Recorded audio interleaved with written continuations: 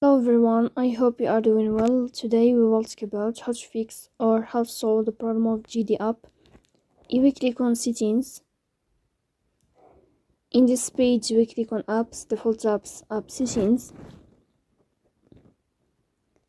In this list you will search about the application of GD and you will enter.